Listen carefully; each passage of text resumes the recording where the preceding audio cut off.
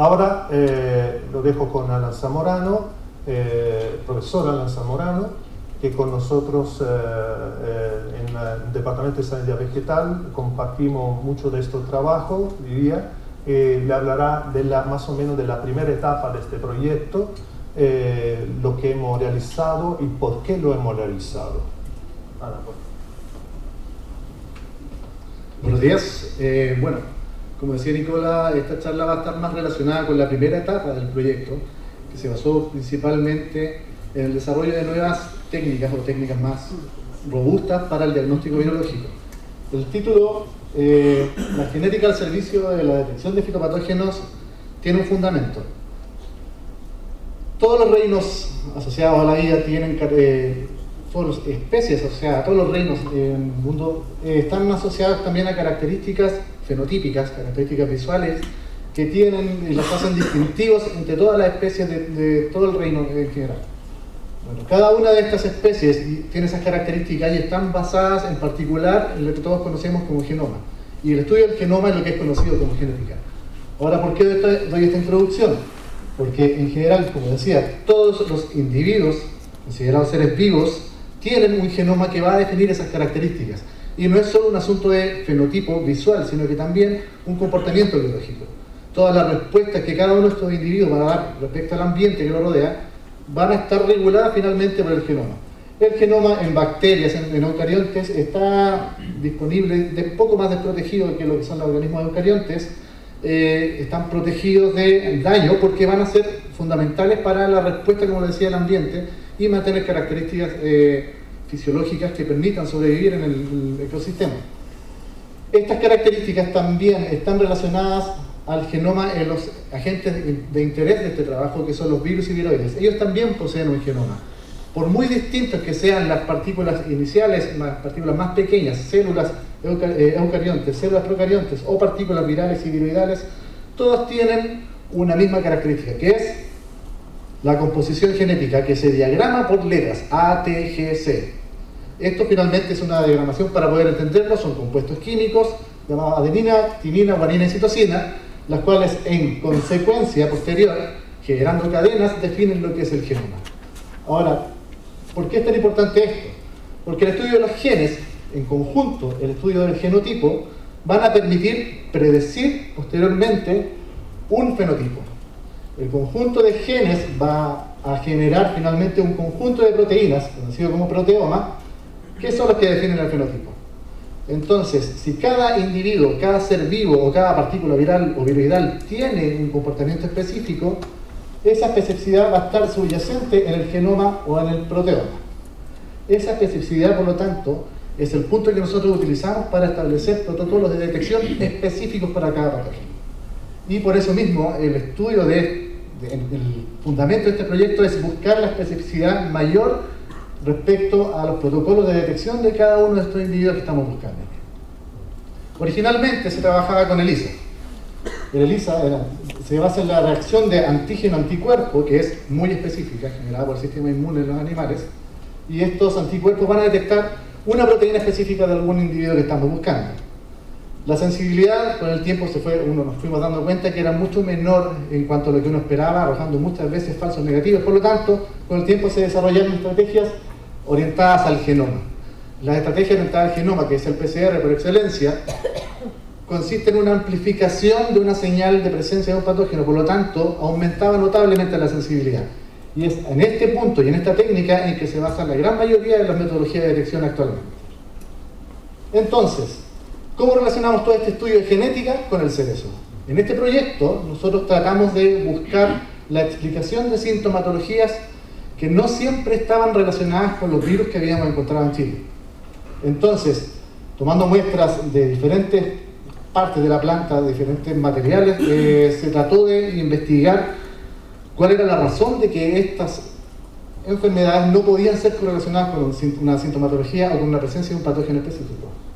La primera explicación era variabilidad genética de aislados chilenos. Algunos estudios que se habían hecho anteriormente con un virus, el Chromictor Winsor en particular, se trataba de establecer una relación entre los aislados chilenos, los protocolos de detección, con lo que se encontraba en el resto del mundo y no funcionaba bien la estrategia de detección. Que lo que nos dimos cuenta, esto fue una tesis de doctorado desarrollada en el laboratorio, que los aislados de Tomato Ring Spot, que es el virus en estudio, eran completamente distintos en cuanto a relaciones filogenéticas con los aislados encontrados en el resto del mundo. Eso explicaba finalmente el por qué no había una detección eficiente. Por lo tanto, el estudio de todos estos patógenos, el estudio genético, nos permitió desarrollar mejores técnicas para la detección de Tomato Ring Spot. Entonces, esa era la primera explicación, variabilidad genética de los aislados chilenos. Y en particular en los virus, la variabilidad genética es muy importante porque por cada ciclo replicativo, normalmente los organismos superiores tratan de reparar algún error que podría afectar su desempeño evolutivo. Los virus no tienen esa capacidad de reparación, por lo tanto las mutaciones son un asunto constante en cada una de las células de los individuos que están infectados. La otra explicación que podría estar relacionada con esa sintomatología no asociadas a virus conocidos era la presencia de nuevos patógenos no detectados en ningún lado del mundo. Se había hecho trabajos similares en Europa encontrando nuevos virus infectando cerezos, nuevos virus infectando nectarinos en Estados Unidos, por lo tanto no podíamos descartar esa posibilidad también en la presencia de los huertos chilenos. ¿Qué es lo que se hizo inicialmente? En la primera etapa de este proyecto se hizo una prospección de virus tratando de enfocarse principalmente en plantas sintomáticas. Se tomaron muestras proporcionalmente a la superficie plantada en las diferentes regiones productivas de Chile y se analizaron por PCR, con técnicas desarrolladas en otros países, no en Chile, 30 patógenos, 28 virus y 2 viroides, para 223 muestras en total. Dentro de estas muestras se estableció una correlación de la presencia de virus con la presencia de síntomas, y en muchos casos se encontraron plantas que eran sintomáticas y negativas a todos los virus por PCR. Esta información también fue comparada con las bases de datos respecto a los aislados virales en el resto del mundo, las muestras positivas, para establecer relaciones de variabilidad genética de los aislados chilenos. La presencia de virus en Chile, en cerezo, fue enorme respecto a muchos virus en particular que son bastante prevalentes en frutales y carozos, como lo son PNRCB y PDB. Pero además se encontraron otros virus recientemente detectados en Chile, como el Cherry Virus A y el Plant-Bark Necrosis Stem Picking. Estas dos fueron primeras detecciones en Chile. Si bien se vea muy grande la detección, la relación con sintomatología no es tan severa, pero no así lo era Plant-Bark Necrosis Stem Picking. El resto de los virus ya habían sido reportados previamente en Chile. Como les decía, muchas de estas sintomatologías seguían sin ser explicadas porque no se encontraba una correlación de la presencia de virus con los síntomas establecidos. Por lo tanto, se recurrió a una técnica siguiente, que es la secuenciación masiva. Se tomaron 19 muestras, primero algunas muestras que ya estaban positivas a los diferentes virus para establecer relaciones genéticas, pero además muestras que tenían síntomas que habían sido negativas a todos los virus. La secuenciación masiva es el punto base de esta primera etapa del proyecto FONDES. ¿Por qué? Permite hacer un análisis genético de todo lo que estaría infectando una planta simultáneamente. Nosotros nos enfocábamos en los RNAs pequeños, que son unas moléculas que son generadas por la planta en defensa de algunos patógenos y que son enriquecidas en genoma de patógenos. Estas muestras se secuencian completamente. ¿A qué me refiero? Que se conoce esas letras que había mostrado inicialmente, A, T, G, C. Se identifican las cadenas específicas de cada una de las moléculas que se están aislando desde el extracto de una planta infectada. Ahora, se obtienen gran cantidad de esas moléculas, las cuales se pueden utilizar para armar una especie de rompecabezas que se llama ensamblaje de novo. Este rompecabezas, ¿a qué se refiere? Cada una de las secuencias que se va entregando de este resultado, se utilizan programas bioinformáticos y se empieza a generar este tipo de concatenaciones. Empiezan a calzar poco a poco cada una de las secuencias hasta ir generando tamaños que son correlacionados por la secuencia genética. Y uno empieza a armar el rompecabezas, como le decía, generando finalmente secuencias que puedan estar relacionadas completamente al genoma de un patógeno en particular. ¿Para qué esto es? Nosotros inicialmente tuvimos estos resultados por detección tradicional, RT-PCR. Después de analizar por secuenciación masiva, nos dimos cuenta de la presencia de muchas plantas que no habían sido detectadas positivas por las técnicas tradicionales y por la secuenciación masiva. ¿Esto va relacionado con la sensibilidad de la técnica? Sí, también, pero muchas veces podría haber estado relacionado con la variabilidad genética, y nosotros teníamos que identificar esa falla. Pero particularmente, y algo que nos llamó mucho la atención, fue que un virus que nunca habíamos detectado por métodos tradicionales fue detectado por secuenciación masiva, que es el Littlejohn virus 1, que es como el emblema de este proyecto. Literature Virus 1 se pudo reconstruir la secuencia genética completa del virus en base a los análisis de secuenciación masiva. Este virus había sido considerado durante muchos años como un patógeno cuarentenario en Chile, por lo tanto la aparición de este virus dentro de los resultados era alarmante.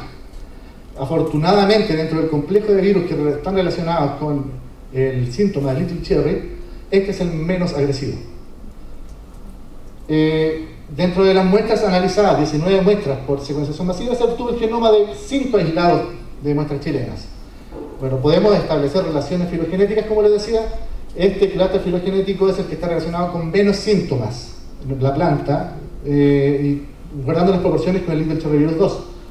Este aislado que está acá, es el grupo filogenético 2, podría estar relacionado con unos síntomas un poco más agresivos, pero aún así hay que evaluar el desempeño finalmente del virus en las situaciones nacionales, porque todas estas investigaciones están hechas en otros continentes y no en Chile. Pero además, el hecho de conocer la secuenciación genética completa nos permitió determinar si es que efectivamente las técnicas que se estaban utilizando anteriormente eran tan eficientes como prometían ser. ¿Y qué es lo que nos encontramos? Que originalmente no habíamos detectado nada de Little Cherry Virus 1 con los protocolos desarrollados en Europa y probados en diferentes partes del mundo, porque la región genética utilizada para el partidor, que era esa región inicial que les mostré para seleccionar específicamente el genoma, tenía mucha variabilidad con los aislados presentes en Chile. Aquí donde aparece la letra es porque hay una diferencia con las regiones utilizadas en Europa originalmente. Por lo tanto, nos dimos cuenta que efectivamente uno de los partidores, que son el punto de partida del PCR, no estaba funcionando bien con los aislados chilenos, es decir, la variabilidad genética estaba afectando la detección. Tomando la información del genoma se desarrollaron partidores nuevos considerando los aislados chilenos. ¿Y qué es lo que encontramos? Claro, probamos las técnicas, estas bandas que aparecen aquí son positivos al virus. Entonces, repitiendo la técnica de PCR, pero con los nuevos partidores, logramos detectar eficientemente el virus. Esto nos permite también utilizar las mismas regiones genéticas, como lo decía acá, donde aparece una letra y variabilidad y donde hay puntitos es idéntico, nuevas técnicas más sensibles, como el PCR en tiempo real para detectar el virus. Pudimos desarrollar la técnica funcionando sin ningún problema, lo mismo para diferentes tipos de técnicas de detección que podrían estar en fase experimental, que en una de ellas es el LAMP, que permite trabajar idealmente en condiciones de campo sin necesidad de llevar la muestra al laboratorio. Y estábamos probando la técnica y efectivamente funciona. Todavía está en proceso de estandarización, pero funciona igualmente. Se sigue haciendo esto con los otros virus encontrados como primera vez en Chile respecto a este proyecto. Clan-Barney Resistant Pitting, se desarrolló una nueva técnica de detección, cada una de las muestras positivas. Lo mismo para Cherry Virus A, protocolos antiguos y protocolos nuevos mucho más eficientes en las mismas muestras. Por lo tanto, logramos como conclusión al final que los resultados antes de la secuenciación masiva eran los siguientes. Para Cherry Virus A habíamos tenido 107 muestras positivas dentro de un universo de 223. Después del análisis de secuenciación masiva, después de desarrollar las nuevas técnicas de detección, 145 muestras, o sea, la diferencia es notable. Pero lo más notable, sobre todo, es lo que pasó con Little Cherry Virus 1. O sea, de 0 positivos en la primera prospección utilizando técnicas desarrolladas en el extranjero, 67 muestras fueron detectadas positivas dentro de las mismas 223 plantas. Entonces, ¿qué es lo que está demostrando esto? Está validando el trabajo que se hizo inicialmente. ¿Para qué? Para utilizar técnicas de detección que sean adecuadas a los aislados, considerando los aislados chilenos, considerando la variabilidad genética que podría producirse en el país respecto a todo lo que puede estar relacionado con condiciones climáticas. Todo va a influir en la variabilidad genética del virus. Por lo tanto, es fundamental considerar esta variabilidad para desarrollar buenos protocolos de detección. Entonces, concluyendo, sabemos que es necesario mantener actualizados todos los protocolos de detección, porque claramente esta es una etapa inicial y nosotros no colectamos todos los CERESO de Chile para hacer el estudio. Por lo tanto, podemos todavía seguir encontrándonos con nuevas variantes genéticas que podrían estar escapándose a un protocolo de detección ya desarrollado. Incorporar toda esta información genética de aislados virales chilenos obtenida por secuenciación masiva, Next Generation Sequencing, para una actualización constante de partidores PCR.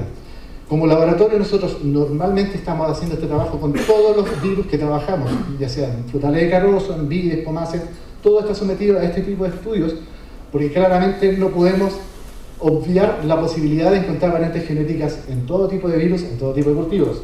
Esto nos lleva finalmente a tener protocolos de detección más eficientes y más confiables. Por supuesto, hay que mantener las prospecciones constantes, como les decía anteriormente. Nosotros necesitamos estar siempre revisando la presencia de potenciales variantes genéticas que no hayan sido detectadas antes. ¿Y por qué es tan importante la prevención? Porque este mismo material es el que se utiliza después para propagar. Y una vez que la planta ya está infectada, ya no se puede sanar. Entonces siempre, mejorando la estrategia de detección, vamos a prevenir el problema, evitando propagar material infectado. Por supuesto, nos queda profundizar también en todas estas secuencias obtenidas por secuenciación masiva. ¿Por qué? Porque también pueden haber mucha presencia de nuevos virus que podrían estar afectando la productividad y aún no han sido identificados. Eso es.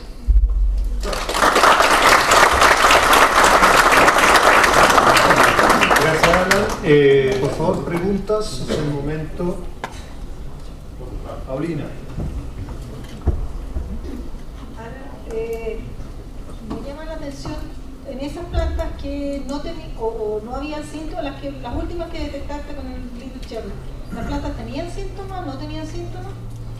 La presencia en particular de este Little Cherry virus 1, el aislado encontrado en Chile no están relacionados con sintomatología importante, afortunadamente, como decía yo. Aún así, se han visto plantas que han tenido dificultades en la toma de color, calibre relativamente más pequeño, como lo que mostró anteriormente en la charla, pero esas plantas individuales en particular, los síntomas se relacionaban con otro tipo de enfermedades que no pudimos identificar directamente. O sea, deformaciones en hojas no necesariamente están relacionadas con Little Cherry virus 1, por ejemplo. Y otra pregunta, en plantas de vivero o plantas de un año en el campo, ¿han observado algún tipo de sintomatología como asociada a alguno de esos virus? De los virus nuevos en particular, el Plant Bark Resistant Pitting está asociado a una incompatibilidad muy frecuente de portainjerto con variedad. Y en vivero es uno de los principales problemas en cuanto a la necrosis que se genera en el punto de injerto. Gracias. Hablaste de una técnica de detección en terreno. Ajá. ¿Eso qué va a determinar? ¿La universidad va a generar algún servicio? ¿Cómo de poder monitorear estas evaluaciones? O sea, la intención final de la utilización del LAMP efectivamente es trabajar en una respuesta mucho más rápida que podría ser implementada en terreno. Seguimos mejorando, tratando de mejorar esta técnica porque aún así esta fue desarrollada por primera vez creo en el año 2010, la técnica del LAMP, y nosotros estamos incorporándola a la detección de virus. Ahora, sigue en etapa de evaluación porque tenemos que considerar todo este asunto de la variabilidad genética todavía para desarrollar una técnica que sea mucho más eficiente, pero por ahora sigue funcionando y la idea, por supuesto, más adelante prestarlo como servicio o entregarle información para que la quiera utilizar. Y finalmente nuestros fines son principalmente científicos, desarrollar nuevas técnicas para que después se puedan utilizar.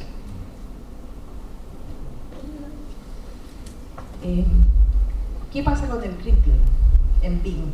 ¿Han podido detectar...? El Cripple Leaf en Bing, se han realizado estudios de secuenciación masiva, no solo en Chile, también en diferentes partes del mundo, y no se ha identificado todavía algún agente etiológico de la sintomatología. Pero puede llegar a confundirse, digamos... Sí, lo que pasa es que se presume que es un problema genético. Entonces, todavía no se ha identificado efectivamente un agente etiológico y lo más seguro es que no sea de un origen patológico. Sí, quiero complementar diciendo efectivamente que Crimple Leaf parece efectivamente ser un problema genético, ¿no? Que se puede también transmitir por injertación. Entonces, la idea sería, en el fondo, no destinar a multiplicación aquellas ramas de la planta o aquella planta que presenten el síntoma porque es transmisible en el fondo. El punto es que también es un síntoma que se gatilla por ciertas condiciones ambientales. Entonces está ahí y cuando ciertas condiciones ambientales que tampoco están muy claras, ¿no? Empiezan a aparecer todos esos síntomas que son muy parecidos a virus en el fondo y con baja productividad, con cereza blanca que tiene la sutura muy ancha, entonces todo eso. Pero diría que nosotros hemos hecho secuenciación masiva con Crimple Leaf y no hemos encontrado ninguna relación con virus o con otro tipo de patógeno. Y la bibliografía, la literatura nos indica bastante tajantemente que es un problema genético. ¿Está asociada solo a Bing o has visto solamente asociado a BIM o lo has visto asociado? La BIM es más susceptible, pero podría aparecer en otra variedad, ¿no? Nosotros sí lo hemos visto algo en Lapins, pero la verdad que es muy, muy frecuente en BIM. BIM tiene esta característica específica, sí. Yo tengo una duda. Con respecto al LibCR1, que encontraron acá en Chile, si es que se haga un reporte de ese aislado en otro país. Sí, bueno, de hecho el árbol filogenético demostraba que hay una relación bastante cercana con unos aislados encontrados en España. ¿Ya? Y en general, todo el grupo filogenético 1, donde está la gran mayoría de los aislados chilenos, no está relacionado a sintomatología intensa. De hecho, solamente se ha visto en plantas indicadoras alguna pequeña relación con frutos más pequeños. ¿Y no se puede considerar un nuevo virus? ¿Está dentro del grupo del LibCR1? Sí, está de hecho cumple con... si la diferencia genética todavía no es tan alta como para determinar que pertenece a otra especie. Es un aislado diferente del Little Virus 1, pero el problema principal es que originalmente el primer aislado donde se trabajó todos los estudios a nivel mundial del Little Virus 1 era el aislado divergente. Entonces, por eso todas las metodologías que se desarrollaron a partir de ese primer aislado fueron tan poco eficientes, porque en el resto del mundo, Corea, China, España, Francia, la gran mayoría de los aislados pertenecían al mismo grupo que pertenece al aislado chileno. ¿Sí? ¿Quién? Sí, una duda respecto a la variabilidad genética. ¿Qué tan rápida es esa variabilidad, pensando en el desarrollo de partidores para la detección, por ejemplo, del LibCR1? ¿Qué tan obsoleto puede quedar al corto tiempo?